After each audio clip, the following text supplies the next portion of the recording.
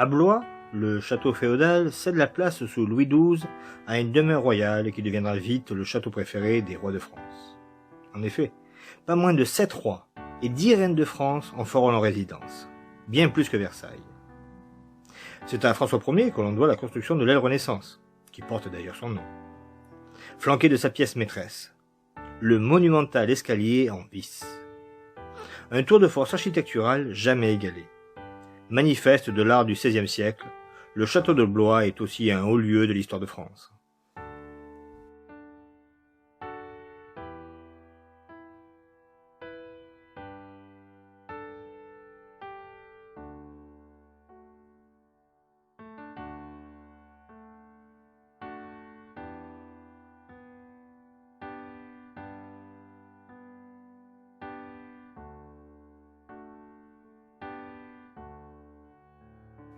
Chambord est bien plus qu'un château.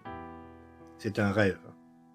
Un rêve que François Ier fit réaliser dans la pierre à partir de 1519. Un rêve aux dimensions démesurées et un chantier titanesque, dont le roi, François Ier bien sûr, mort en 1547, ne verra jamais l'achèvement. Les vicissitudes de l'histoire, et particulièrement les guerres de religion, ne permettront jamais à Chambord d'être véritablement une résidence royale. Le plus somptueux des châteaux de la Loire est aussi le plus inutile, qui a bien failli être démoli au XIXe siècle.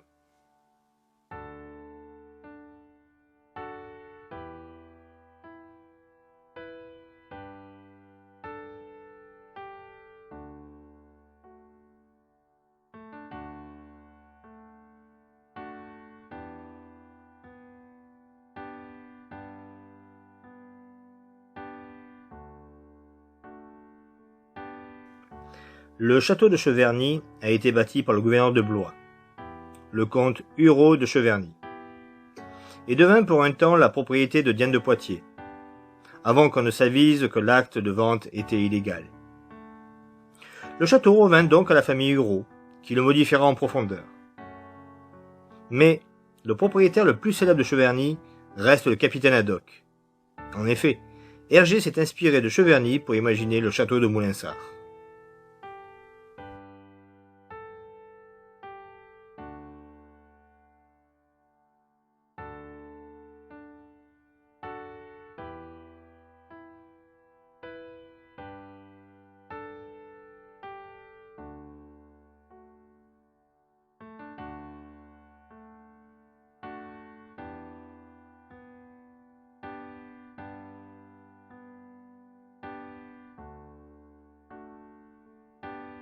Azay-le-Rideau est édifié par le financier Gilles Berthelot, entre 1518 et 1529. Mais le château n'est pas terminé que François Ier le confisque pour l'offrir à son capitaine des gardes, Robert Stuart d'Aubigny. La demeure passera ensuite entre de nombreuses mains. S'il est de dimension modeste, Azay-le-Rideau est l'un des plus charmants châteaux de la Loire, construit sur pilotis sur l'Indre. Et il témoigne des premiers emprunts faits à l'architecture italienne de la Renaissance.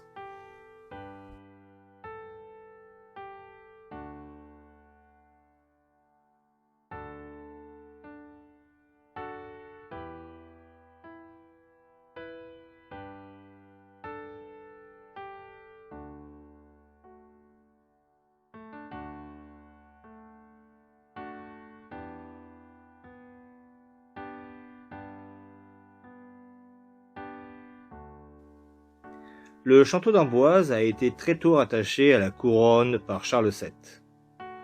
Mais c'est Charles VIII qui entreprend les premiers travaux, transformant une citadelle fortifiée en une vaste demeure royale. Ses successeurs en poursuivront l'agrandissement, puis les parties les plus anciennes seront en grande partie démantelées. Ce qui donne au château d'Amboise ce caractère hétéroclite, où la fin du Moyen-Âge côtoie les temps modernes de la Renaissance.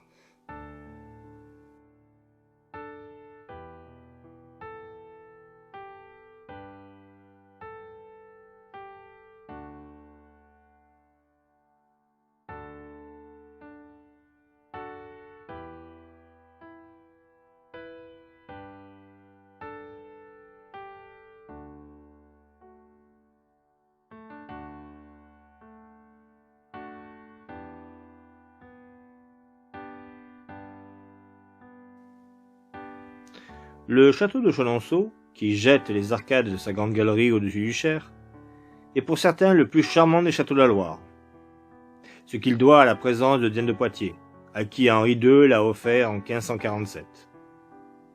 À la mort du roi, Catherine de Médicis se l'approprie, et elle entreprend les embellissements qui donneront son aspect actuel avec les 2 galeries construites sur le pont. D'autres grandes dames en feront leur résidence. Louise de Lorraine, qui s'y retire après la mort de Henri III, puis Gabrielle d'Estrées, favorite d'Henri IV. Chenonceau connaîtra encore les vicissitudes de l'histoire, quand en 1940 la ligne de démarcation le coupe en 2. Et c'est en empruntant la galerie que beaucoup purent passer ainsi de zone occupée en zone libre.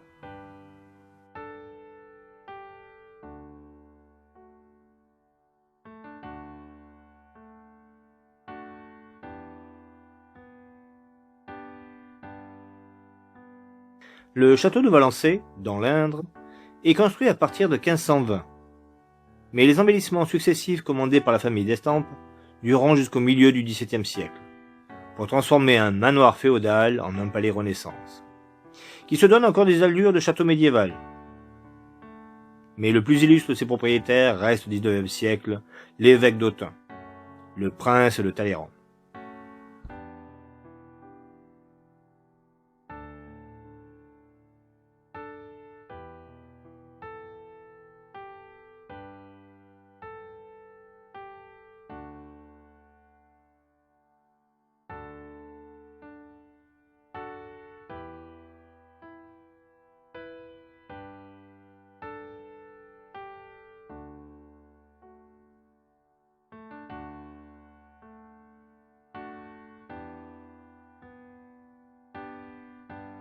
À Écouen, dans le Val d'Oise, le connétable, Anne de Montmorency, fait raser un de ses nombreux châteaux pour bâtir un palais dans lequel ce grand soldat, qui a combattu en Italie, veut abriter les sculptures de Michel-Ange, qu'Henri II lui a offertes.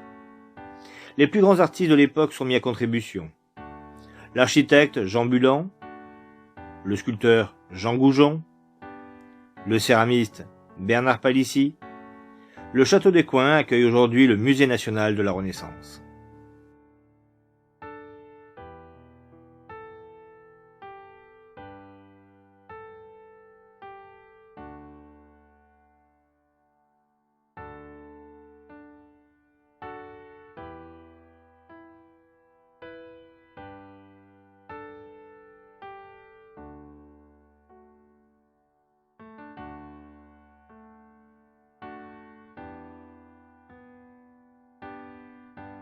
Le château de Fontainebleau est le lieu de chasse préféré de François Ier.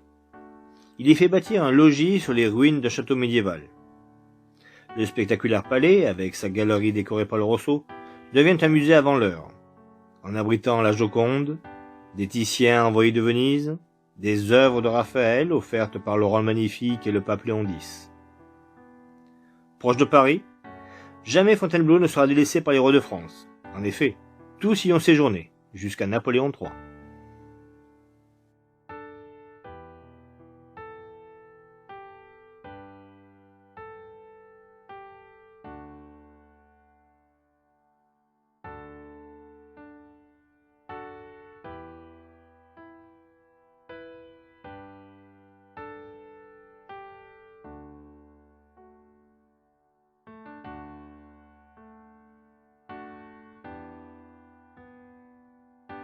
Au Louvre, le château médiéval disparaît pour laisser place à un palais Renaissance voulu par François Ier.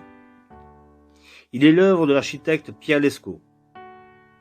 Devenu la résidence parisienne des rois de France, le palais connaît son plus spectaculaire arrondissement sous Henri IV, qui y fait édifier l'immense galerie de 460 mètres de long. Rejoignant le palais des Tuileries, achevé vers 1570, l'ensemble, s'il n'est pas encore un musée, abrite une partie des collections royales, dont les plus belles pièces viennent d'Italie.